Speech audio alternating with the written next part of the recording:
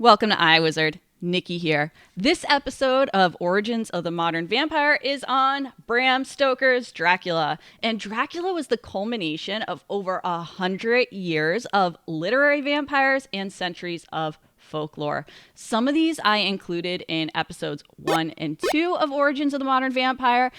So if you'd like to learn more, be sure to check them out. And if you want to start here, that's totally fine. You can watch these episodes in any order.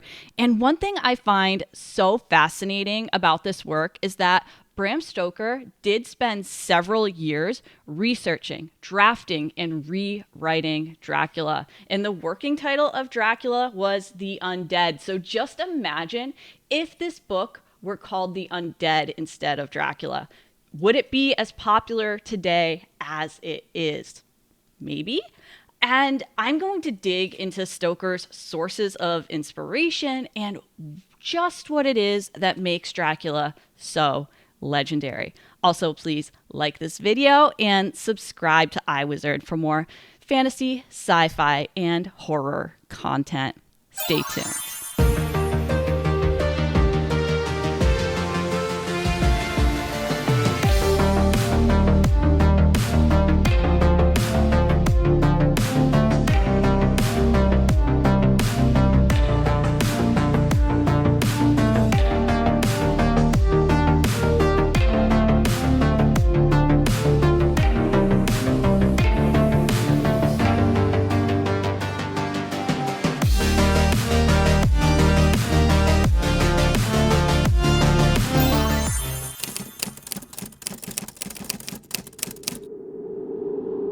By the early 19th century, cities were becoming more and more crowded, and sanitation could not keep up. It was quite gross in these cities. They had cesspools, it was polluted, and disease spread quite quickly. And along with this, people who were still alive were presumed dead, and they were buried prematurely. Additionally, there were cases of autopsies being accidentally performed on living subjects.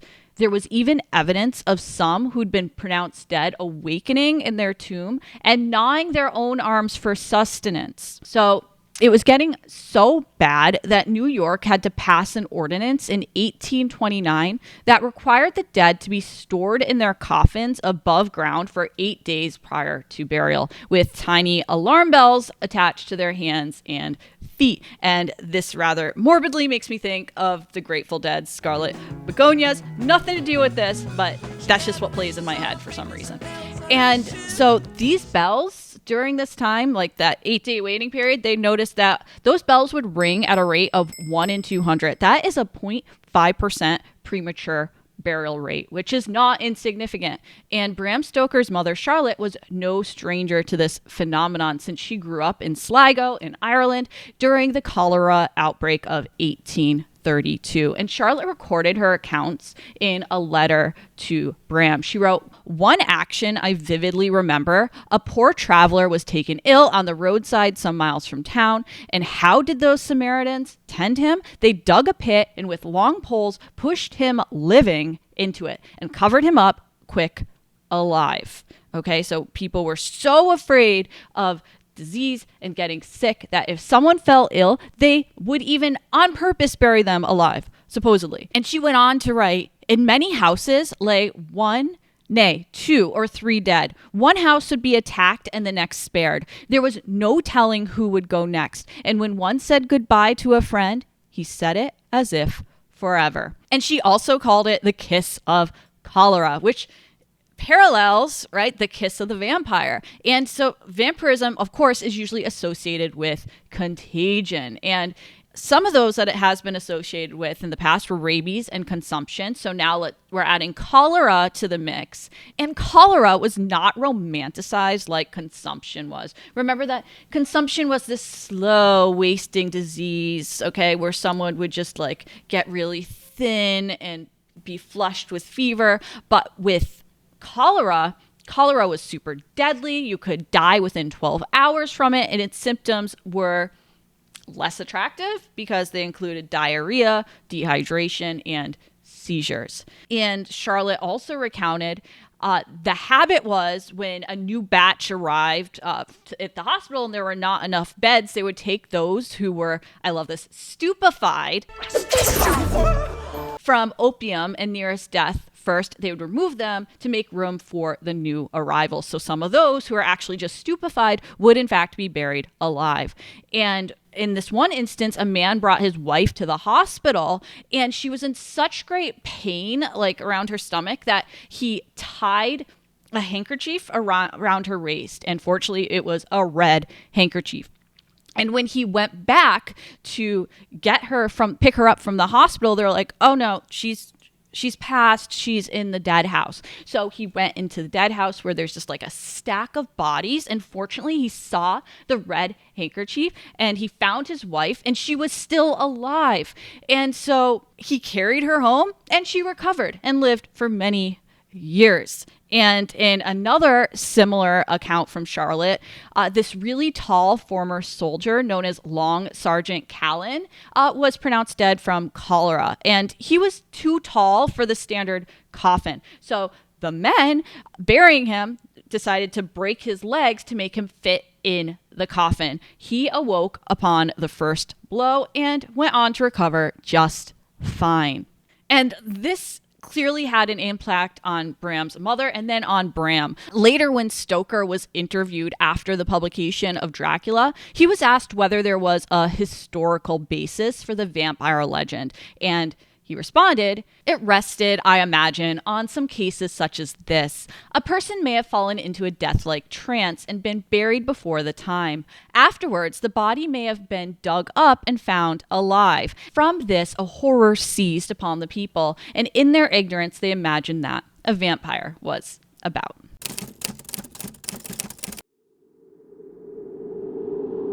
All right, I'm going to stick with cholera for another couple of minutes because I do teach about cholera in my water quality course, and it is rare for me when talking about books that my expertise overlaps. So hold on a moment. And of course, the cholera epidemic stoked fears that the living were being buried beside the dead. There were additional fears that the miasmatic ooze of the dead. Let's have that soak in for a minute, right? Miasmatic ooze of the dead.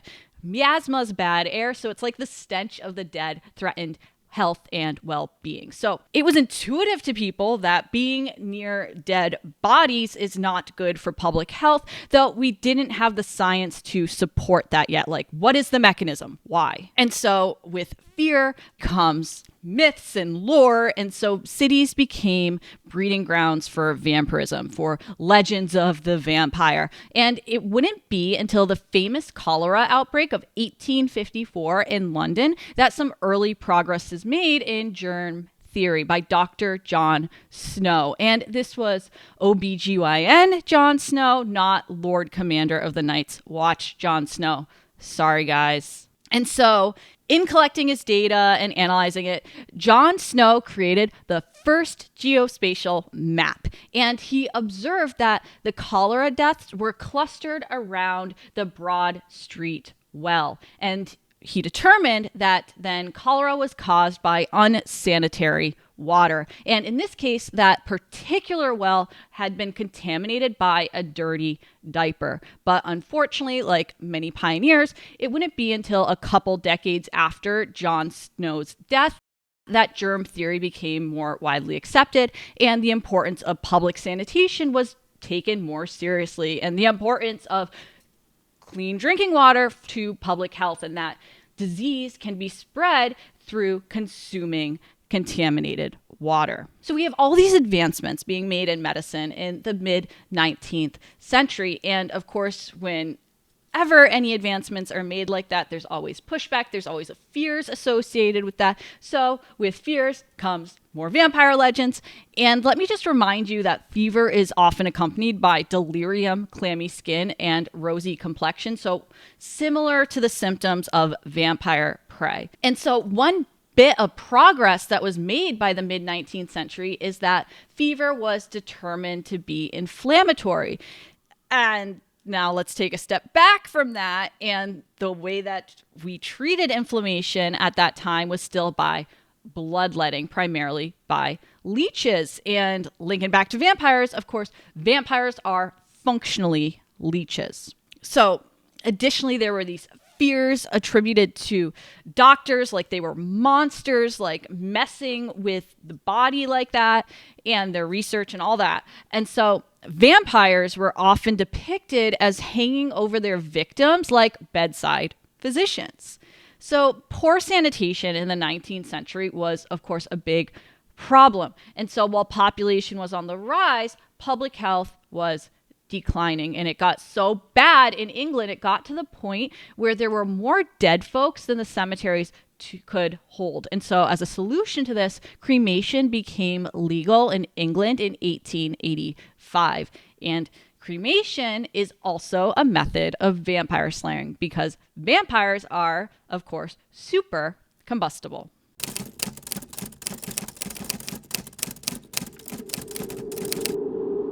So back to Bram. His mother, Scarlet, and her family relocated from Sligo to a suburb of Dublin, where Abraham Stoker was born in 1847, and Bram is short for Abraham.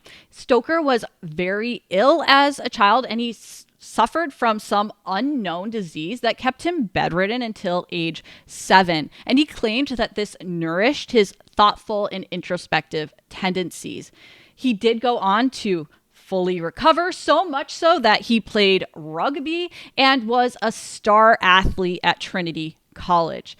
After graduating, he eventually wrote for the Dublin Evening Mail, and co-owner of the Dublin Evening Mail was none other than Sheridan Le Fanu. And we know Le Fanu, he wrote In a Glass Darkly. From In a Glass Darkly, that we have the novella Carmilla, which I talk about in my Femme Fatale episode. And for the Dublin Evening Mail, Bram Stoker was their theater critic. So just as a refresher, in Carmilla, Le Fanu synthesized the traits of the Enlightenment vampire, dramatizing and sexualizing them in the Victorian aristocratic vampire Carmilla, and she, along with Polidori's romantic aristocratic vampire Lord Ruthven, did serve as sources of inspiration for Count Dracula.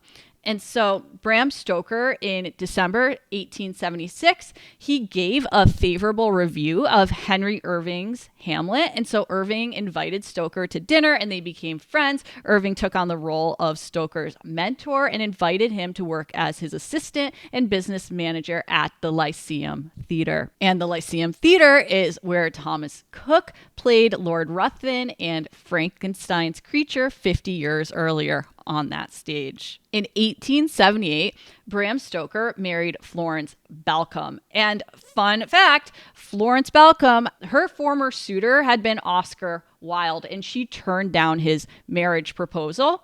I wonder why, though it is said that Bram Stoker had similar tendencies and likely died of syphilis. Bram Stoker and Oscar Wilde had been students together at Trinity College. And if you dig hard enough and you pick hard enough, there are some possible Oscar Wilde influences that can be plucked from Dracula, like Dorian Gray. Okay, like Dorian Gray, Dracula is soulless and lacks a true image. He does not cast a shadow or have a reflection, and this is very similar to the figure of death as depicted in folklore. And so in Francis Ford Coppola's 1992, Bram Stoker's Dracula, he does nix the whole shadow thing and does some funky things with the shadows. It is one of the truest adaptations to Dracula, though there are some major differences, and I might make a separate video on that some other time. In addition to not casting a shadow or having a reflection,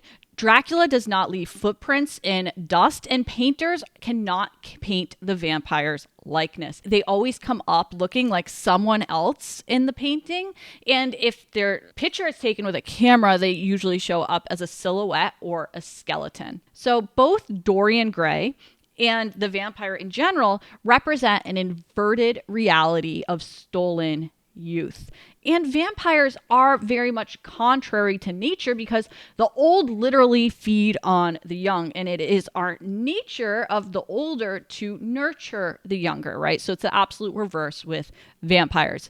So generally, the romanticized vampire is an aesthete, right? Who lives through the lives of others by literally sucking their blood and can represent the dark side of the artistic endeavor. Usually vampires are depicted as very aesthetic beings. Like they collect all this art throughout their lives. They live in these beautiful homes, especially the aristocratic vampire.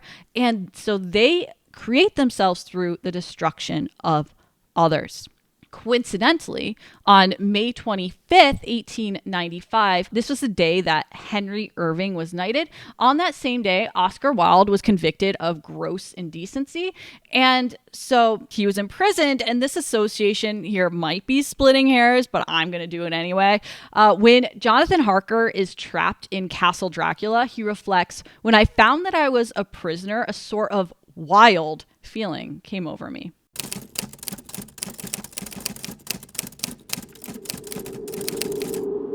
I talked about this in my earlier episodes, that reading Nick Groom's The Vampire: A New History really inspired me to make this into a series. And I love that he writes that vampires are bundles of history. And one major question that people still have about Dracula is, did Bram Stoker intend for Count Dracula to be the 15th century Wallachian warlord, Vlad III, also known as Vlad the Impaler or Vlad Tepes or Vlad Dracula? It is clear that the name Dracula came from William Wilkinson's 1820 account of the principalities of Wallachia and Moldavia, where the Wallachian warlord, and the word for that is Vivode, is referred to as Dracula rather than Vlad Dracula.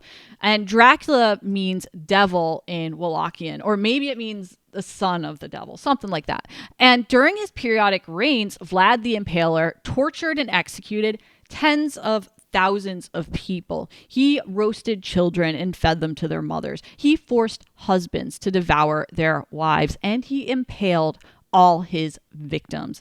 And he created a forest of the impaled, with thousands staked during the Ottoman War. I have the soundtrack to Coppola's Bram Stoker's Dracula here. You can see the forest of the impaled. Okay, this is just, I'm just going to show you the artwork here. It's really pretty. So there's Dracula transformed as a werewolf there. Okay, and you can see the forest of the impaled on the back as well. But I really love the soundtrack. I put it on a lot around like Halloween time. It's wonderful. Vlad the Impaler, when he was imprisoned in Hungary, apparently he would impale rats with shards of wood to get his fix. And he may have even drunk his victim's blood. So vampire legends fed on these stories of Vlad the Impaler. And one thing that Bram Stoker did, whether he really meant to or not, is that he directly connected Vlad Dracula to vampire mythology. So now they are forever linked. And the big question is that did Bram Stoker mean for Count Dracula to be Vlad the Impaler? So believe it or not, this is still a highly contested topic. Some scholars say that Stoker only chose the name Dracula for its meaning, devil, and that he detailed the general history of southeastern Europe and the Dracula lineage in general, right? All generalizations, without even having known about Vlad the Impaler, because Vlad the Impaler wasn't directly named in as like Vlad the Third or Vlad Tepes in the book that Stoker read in his research. Others say that Stoker had meant for the Count to be the version of the undead Impaler, right? So he is one and the same.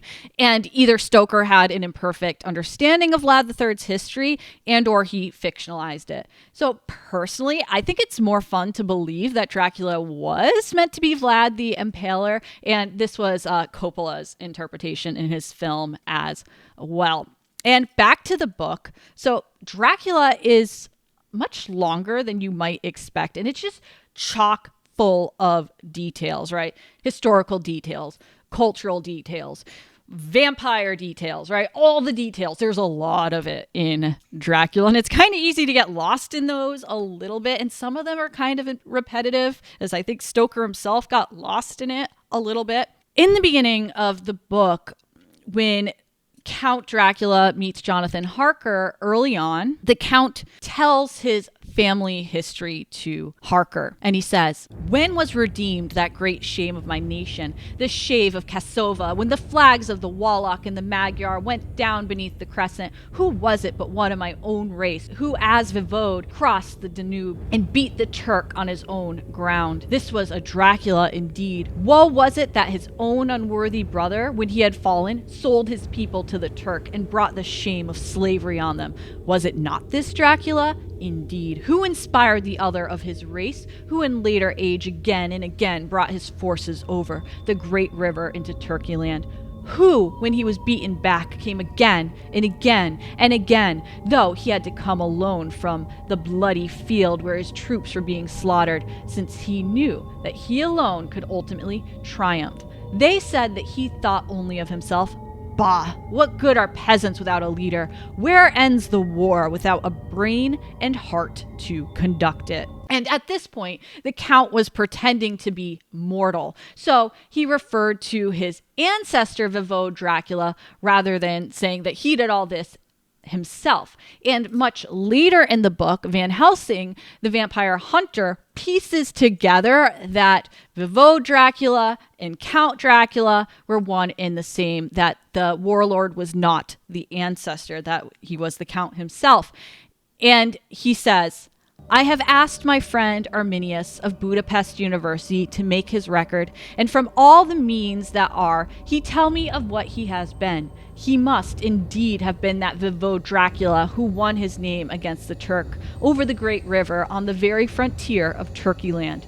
The Draculas were a great and noble race, though now and again were scions who held by their coevals to have had dealings with the evil one. They learned his secrets in the Scholomance amongst the mountains over Lake Hermestat, where the devil claims the 10th scholar as his due. In the records are such words as Stragoka, witch, Ordog, and Pokel, Satan, and hell, and in one manuscript, this very Dracula is spoken of as Vampyre." So in addition to adopting the Dracula name from Vlad III, Stoker might have set the castle in Transylvania because Vlad the Impaler was likely born in Transylvania. But even more likely than that, Stoker probably set Castle Dracula in Transylvania because he read Emily de Lasowska Gerald's article on Transylvanian superstitions in 1885.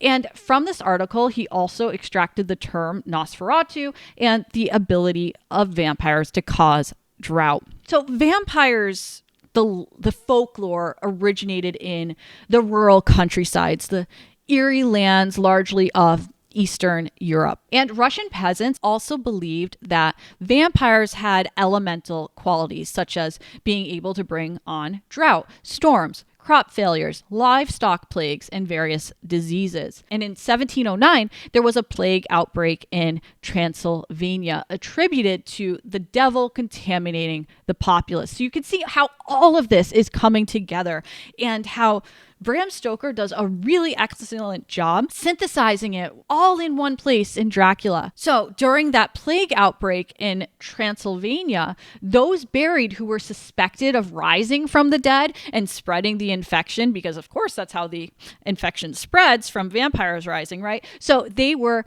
exhumed and staked. Their hamstrings or Achilles tendons were also slit so that the dead could not walk again once they were buried. Joseph Piton de Tournefort, the botanist to King Louis XIV, the Sun King, right, wrote his account of the Greek Vrykolakas in 1701, and Vrykolakas is an early term for vampire. Vrykolakas were defined as corpses which they, the Myconians, fancy come to life again after their interment, and which in this case were aggressively violent. So locals attempted to destroy Vrykolakas by removing the heart from the original stinking corpse and burning the offending organ, but the creature continues to roam the island until it is dosed with holy water and cremated. Tournefort goes on to explain the affliction as an epidemical disease of the brain, very similar to rabies. Following that, in William Martin Leake's travels, he references Tunefort's account of the Greek superstition, which he calls barbaric, and provides this description of the undead. The devil is supposed to enter the Vricolaca, who, rising from his grave, torments first his nearest relations and then others, causing their death or loss of health. The remedy is to dig up the body, and after it has been exorcised by the priest, if the demon still persists in annoying the living, to cut the body into pieces, or if that be not sufficient, to burn it. Okay, so the term Vricolaca predates vampire, which did not come into common usage until 1730. And to me, Vricolaca sounds an awful lot like Dracula. And the etymology of vampire is still like very unclear. There's a lot of possible places it could have originated from, and maybe it is like just this amalgamation of all of that. And one last thing I'll note on the Greek Vricolaca, if you've read Polidori's short story, The Vampire, Aubrey does travel to Greece. And there, while he falls in love, he learns from her the superstition of the vampire.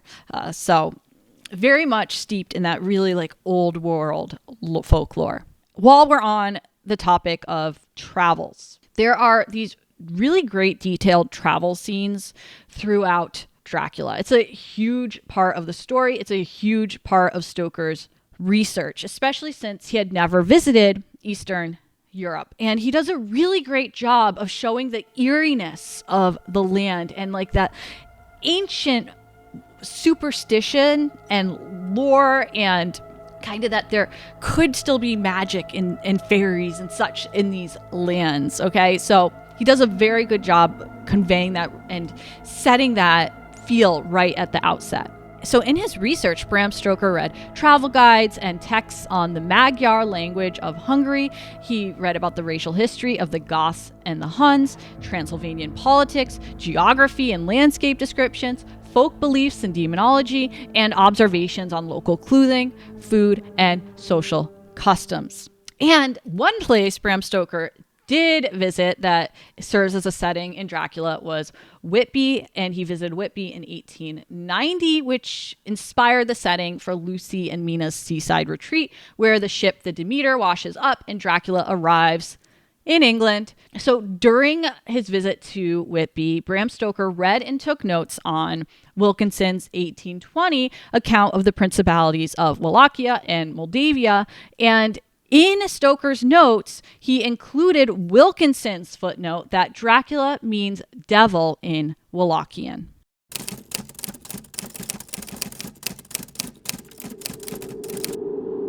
Okay, so we have how Stoker came up with the name Dracula and the settings, but was it from reading about the historic warlord Dracula, Vlad the Impaler, that inspired the book? Or was it Stoker's fear of being buried alive, or the rampant spread of disease in urban areas? Maybe it was all of the above.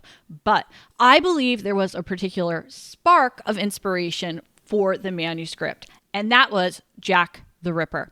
And in 1888, Robert Louis Stevenson's Dr. Jekyll and Mr. Hyde was playing at the Lyceum Theater, where Bram was manager. And the play's run was cut short because there were rumors that it was inspiring the Jack the Ripper killings in Whitechapel. And just as a refresher on that, Jack the Ripper was a serial killer before there was even a word for serial killer, and his victims were primarily prostitutes. A reporter for the East London Advertiser wrote, "It is so impossible to account for these revolting acts of blood that the mind turns, as it were, instinctively to some theory of occult force, and the myths of the Dark Ages rise before the imagination.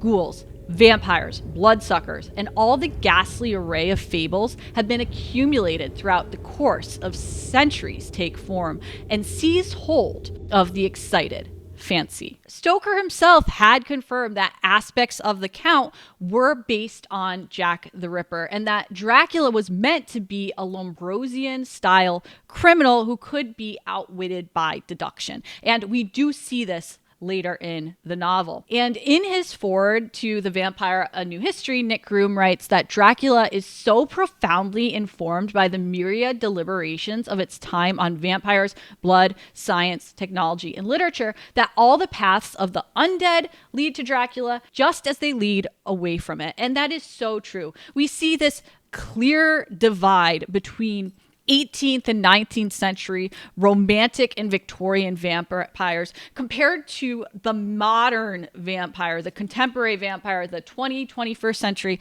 vampires, which have all in some way, whether on purpose or not, been influenced by Dracula. And if it's been a while since you've read Dracula, or you've never read Dracula and you've just absorbed it through osmosis in its modern forms, you may not realize that Dracula is essentially a detective novel, and Count Dracula is not actually physically in the story all that much. He also does not look the way you would expect him to look, right? Like Bela Lugosi, Christopher Lee, like slicked back, dark hair with the widow's peak and the turned up collar. Not so much. So like Carmilla, Dracula is written in an epistolary format, but like ramped up. It's like so much more so. There are so many little bits that are put together in the story. We get Jonathan Harker's journal entries, kept in shorthand, of course, letters between Mina Murray, later Mina Harker, and Lucy Westenra, and also Mina and Lucy's journal entries,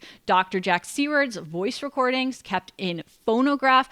Also through his voice recordings, we get his observations of his patient Renfield, letters between Dr. Seward, Quincy Morris, Arthur Holmwood, later Lord Godalming, and Abraham Van Helsing, MD, DPH, DLit, etc., etc. And then there are telegrams, memos, and other official correspondence, newspaper clippings, the ship log of the Demeter. And when it all comes down to it, Dracula is really just about a group of friends trying to solve a mystery. And Mina is the chief detective. She acts as a reporter throughout. She practices writing in shorthand, memorizing conversations verbatim, pasting newspaper clippings into her journal, and synthesizing everyone's accounts on her typewriter.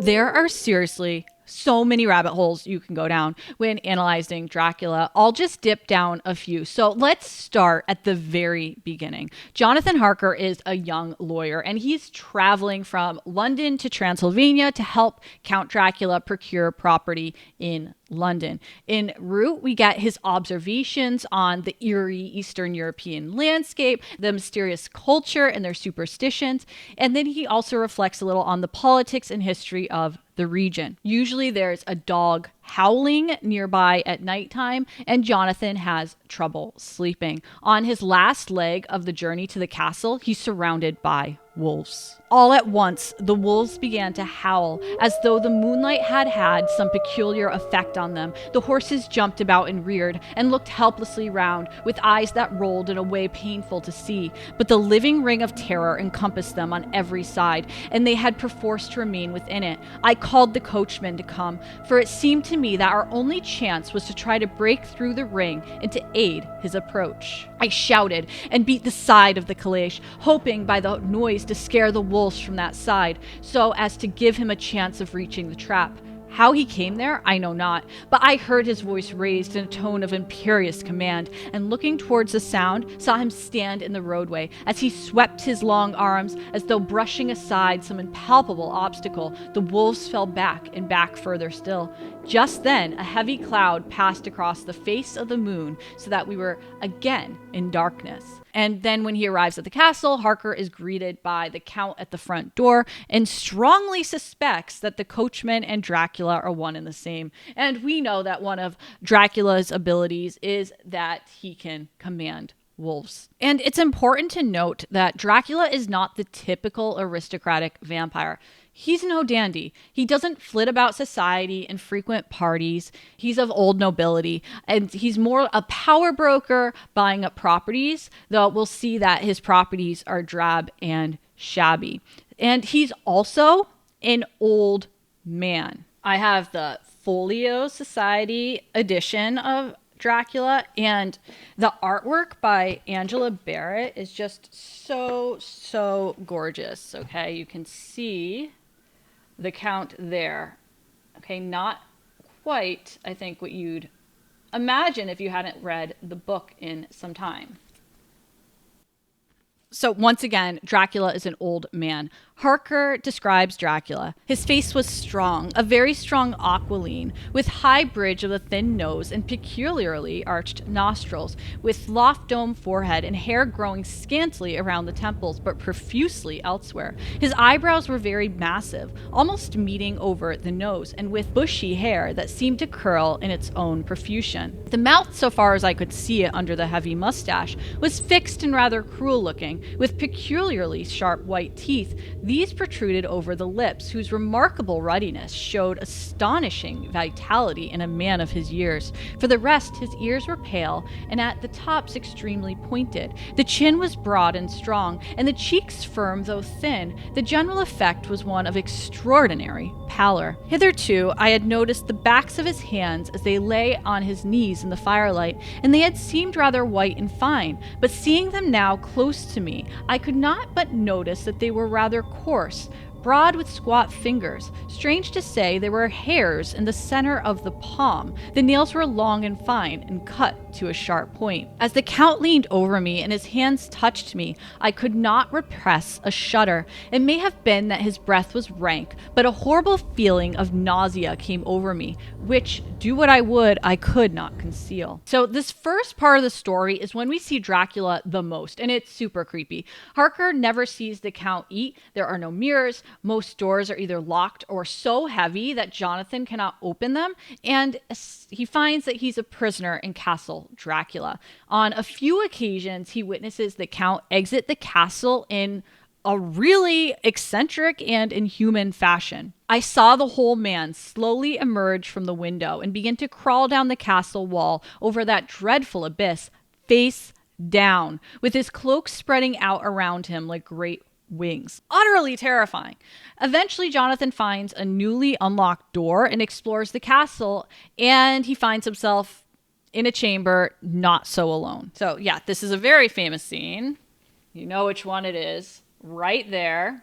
All three had brilliant white teeth that shone like pearls against the ruby of their voluptuous lips. There was something about them that made me uneasy, some longing, and at the same time some deadly fear. I felt in my heart a wicked, burning desire that they would kiss me with those red lips. So we meet the three Lamia-like she-vampires, and it was the sensualization of Carmilla followed by Dracula that really sexualized the modern vampire. Much like the wolves Jonathan had already been surrounded by, the vampire seductresses have surrounded him. He is young and strong. There are kisses for us all. I lay quiet, looking out under my eyelashes in an agony of delightful anticipation. The fair girl advanced and bent over me till I could feel the movement of her breath upon me. Sweet it was in one sense, honey sweet, and sent the same tingling through the nerves as her voice, but with a bitter underlying the sweet, a bitter offensiveness as one smells in blood. I was afraid to raise my eyelids, but looked out and saw perfectly under the lashes. The fair girl went on her knees and bent over me, fairly gloating. There was a deliberate voluptuousness which was both thrilling and repulsive, and as she arched her neck, she actually licked her lips like an animal, till I could see in the moonlight the moisture shining on the scarlet lips and on the red tongue as it lapped the white sharp teeth. Lower and lower went her head as the lips went below the range of my mouth and chin and seemed about to fasten on my throat. Then she paused, and I could hear the churning sound of her tongue as it licked her teeth and lips, and could feel the hot breath on my neck. Then the skin of my throat began to tingle, as one's flesh does when the hand that is to tickle it approaches nearer. I could feel the soft, shivering touch of the lips on the super-sensitive skin of my throat, and the hard dents of two sharp teeth just touching and pausing there.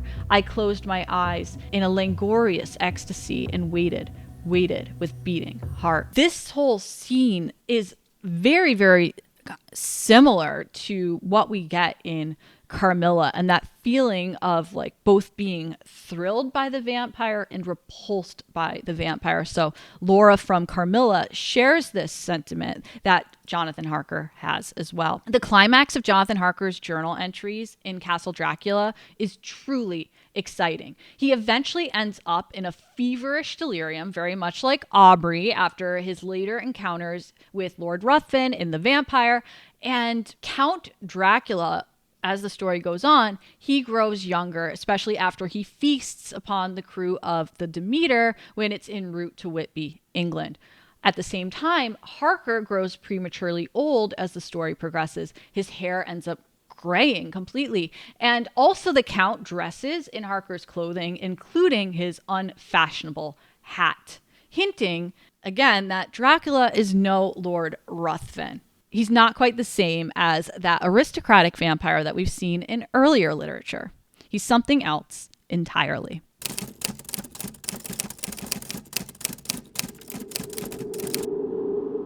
One theme we get throughout Dracula is the clashing of the old world with the new. Dracula literally brings the old world with him to England. He travels on the Demeter with 50 coffin-sized crates of Transylvanian loam, that's soil. And then he comes up against a crew of young friends with access to new technologies that would be supernatural to the Count, who does have supernatural abilities.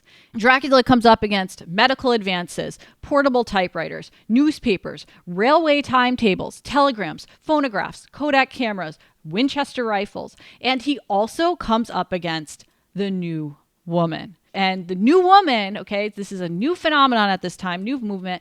It's she who is independent of spirit and exercises some control over her own life, in contrast to Dracula's 3 she-vampire thralls. And Lucy has 3 men propose to her in the same day, Jack, Quincy, and Arthur, and is upset because she has to choose just one of them. And this does show the beginnings of women having the freedom of choice in their partners, or more freedom in choice of their partners. And Mina later reflects that the new woman would do the proposing herself. And at that time, Mina is engaged to Jonathan Harker and prides herself in practicing shorthand and typing. All new, like, empowering endeavors. However, Dracula literally takes control away from Lucy when he begins feeding on her in Whitby. Lucy was already susceptible to somnambulism, which is sleepwalking, and flashback to Carmilla. Carmilla, at the very least, she didn't claim it, but Laura's father decided that that is where Carmilla disappeared to in the night, is that she was a sleepwalker. And so the more Dracula feeds on Lucy, the more enthralled she becomes and the more prone she is to sleepwalking, which like literally is a total loss of control. And Dracula feeds on Lucy for a while. One thing you might not have realized about Dracula is that the transformation from living to undead vampire is excruciatingly slow, like agonizingly slow. Really. And I read a description somewhere that Dracula is essentially a perpetual deathbed scene, and the characters do spend much of their time sleeping, dreaming, hypnotized, or comatose. I was finding myself getting so frustrated with the men. They kept fumbling their protection of the women. So 4 different men, Arthur, Van Helsing, Jack, and Quincy, all heroically offer Lucy blood transfusions. They're also all fortunately compatible blood types somehow. And this isn't on Bram Stoker. Blood typing wasn't discovered until 2 years after Dracula was published. But it is super cool that he incorporated this very new science of human-to-human blood transfusions into Dracula. And I mentioned last video the 1932 Vampire from Carl Theodor Dreyer and how this is supposed to be in part based on Carmilla, even though you have to really drastically use your imagination to get Carmilla out of this. But I did mention that there's one scene that comes straight out of Dracula, and that is the blood transfusion scene in this film. Könnte man sie nicht retten? Vielleicht. Sie braucht aber Blut.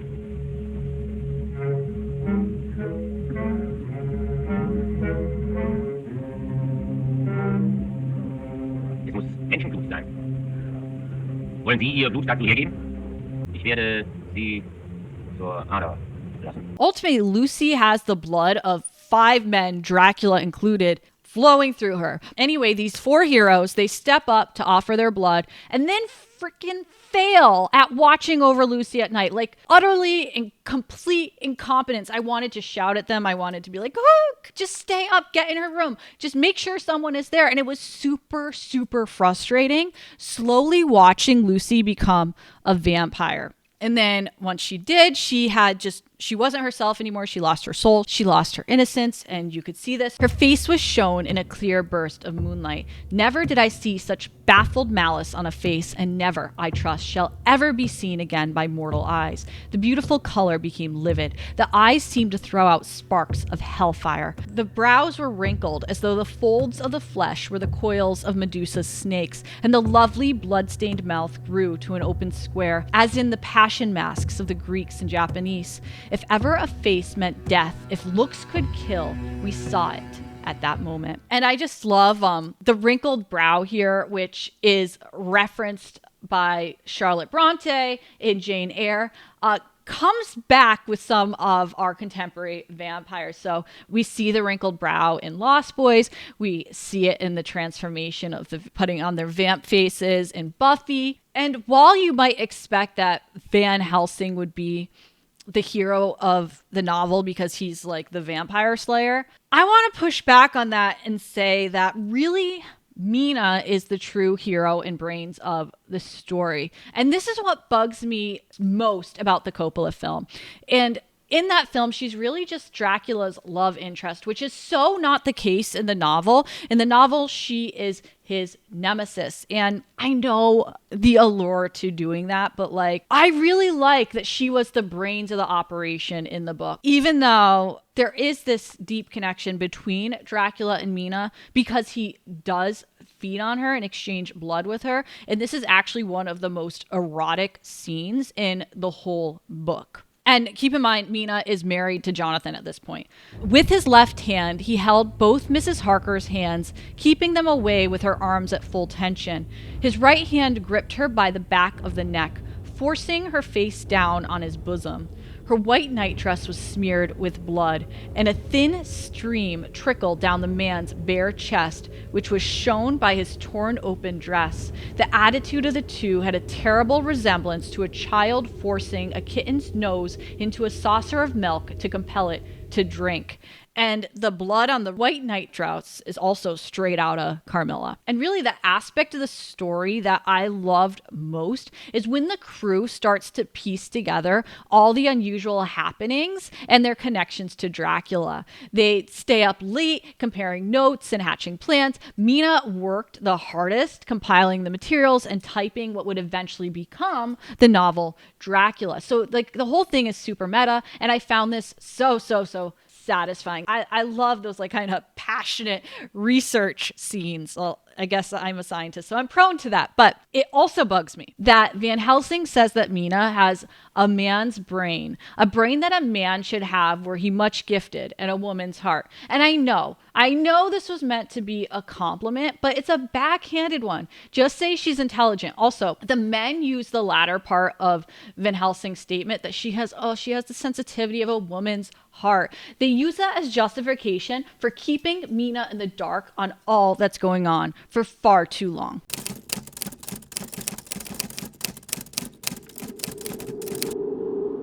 Okay, so what is Dracula's goal? Count Dracula is set on expansion. He's buying up properties and transporting his crates of Transylvanian soil. He's spreading his blood. He's growing his collection of thralls. And circulation is extremely important in Dracula. We have the flow of blood, money, and information.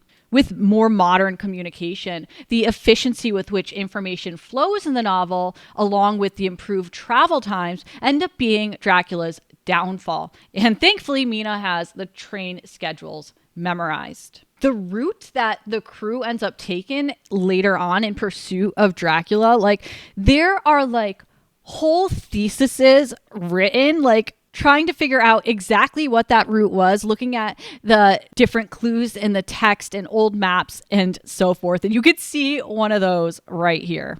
It's like insane. It's a pretty far distance too. The sentiment of the vampire just stands in for so much. We've talked about a bunch of different vampire metaphors, and the sentiment of the vampire, the leech, has been historically tied to class differences in addition to disease and fear and politics and so forth. In 1770, Voltaire wrote, "We never heard speak of vampires in London or even at Paris. I confess that in both these cities there were stock jobbers, brokers, and men of business who sucked the blood of the people in broad daylight, but they were not dead, though corrupted. These true suckers lived not in cemeteries, but in very agreeable palaces." And this is also the case with Count Dracula, though you could argue that his palaces were not quite agreeable. They were not quite habitable. They were cobwebbed and covered in thick layers of dust. And then in 1852, Marx wrote that the bourgeois order has become a vampire that sucks out the rural workers' blood and brains and throws them into the alchemist's cauldron. And ultimately, the vampire slayer crew in Dracula is only able to track him down because they have the resources to do so. Arthur Holmwood inherits the title and benefits of becoming Lord Godalming, and Jonathan Harker inherits his mentor's estate. Jack Seward has his medical resources, including his psychiatric patient, Renfield. And side note on Renfield, he is one of Dracula's thralls, and he's another source of information. He is an indicator of the Count's comings and goings in between his crazy feat of consuming as many life forms as he can, from flies up to sparrows. And fortunately, Dr. Jack didn't let him get a kitten. And I'm sure that it's no coincidence at all that Bram Stoker gave Van Helsing his own name, Abraham. And Van Helsing is the oldest of the crew. You could say that Van Helsing is the Giles of the crew or the Watcher. I just had like a little aha moment. So we have this crew, this vampire slayer crew in Dracula who put together all these mysteries with all this information. This is Buffy the Vampire Slayer, right? The Scooby Gang, always doing their research and piecing together all the information. Why has it taken me this long? I know there's other metaphors for Buffy and about Buffy battling the horrors of being a teenager and so forth, but I didn't put together that it is legit Dracula. Oh my. Okay. So anyway, one of the major feats of Dracula is that Bram Stoker synthesizes the vampire rules, and he has Van Helsing convey them to the crew. This is kind of lengthy, but it's all the rules, so hold tight. And it's also in kind of the funny accent that Bram Stoker gave him. I cut out some things. The vampire live on and cannot die by mere passing of the time. He can flourish when that he can fatten on the blood of the living. Even more, we have seen amongst us that he can even grow younger, that his vital faculties grow strenuous and seem as though they refresh themselves when his special pabulum is plenty. But he cannot flourish without his diet. He eat not as others. He throws no shadow. He make in the mirror no reflect. He has the strength of many in his hand. He can transform himself to a wolf, as we gather from the ship arrival in Whitby, when he tear open that dog. He can be as bat. He can in mist, which he create. But from what we know, the distance he can make this mist is limited, and it can only be round himself. He come on moonlight rays as elemental dust. He becomes so small, we ourselves saw Lucy ere she was at peace slip through a hairbreadth space at the tomb door. He can, when once he find his way, come out from anything or into anything, no matter how close it be bound or even fused up with fire, solder, you call it. He can see in the dark, no small power this, in a world which is one half shut from the light. He can do all these things, yet he is not free. Nay, he is even more prisoner than the slave of the galley, than the madman in his cell. He cannot go where he lists. He who is not of nature has yet to obey some of nature's laws. He may not enter anywhere at the first, unless there be someone of the household who bid him to come, though afterwards he can come as he please. His power ceases, as does that of all evil things, at the coming of the day. only at certain times can he have limited freedom. If he be not at the place whither he is bound, he can only change himself at noon or at exact sunrise or sunset. Thus, whereas he can do as he will within his limit, when he have his earth home, his coffin home, his hell home, the place unhallowed, still at other time he can only change when the time come. It is said, too, that he can only pass running water at the slack or the flood of the tide.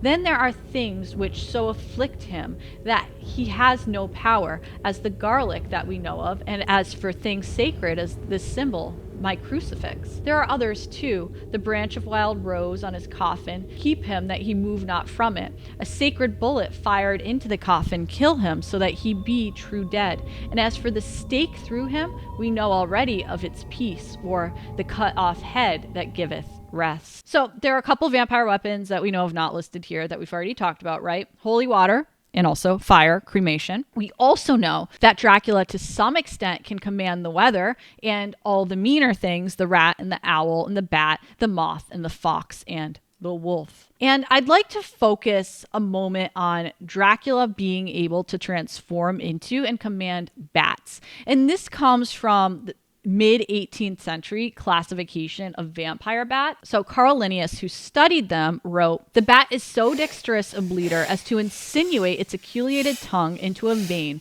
without being perceived, and then suck the blood till it is satiated, all the while fanning with its wings and agitating the air in the hot climate, in so pleasing a manner as to throw the sufferer into a still sounder sleep." Charles Darwin made similar observations on vampire bats. We can clearly see through this description of the vampire bats feeding that these were also clearly sources of inspiration for Dracula's feedings and the vampire's feedings in general. And unfortunately, many of these vampire rules have been lost over the years, and we don't see all the rules still in our contemporary vampire. Though, with the loss of the rules, I am totally okay with vampires not being able to go out in the daylight.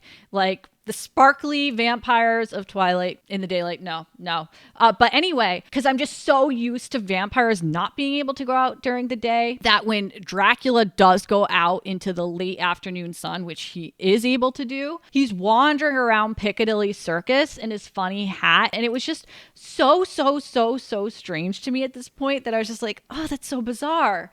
Okay, I guess that's how it was then, but I like them being creatures of the night. And also, I love having vampires able to transfigure into different animals, which we don't always get with our contemporary vampires, and travel on moonbeams. Also, turning into fog is some good creepy fun. And I love how vampires turning to vapor clearly relates them to the spread of disease and miasmatic theory. And lastly, I love Buffy. It's one of my favorite shows of all time. Here's my steak here. And I do love how convenient it is that vampires poof when they're slayed. However, I will admit that the rules in Dracula do make more sense, that in Dracula, only the really old vampires turn to dust. The young vampires just become corpses again because they turn to as they would be otherwise, right? I'm going to stop there. That's a lot. And that's it for now. So I'm going to poof myself. Oh. I'm going to poof myself out of this video here. Happy reading.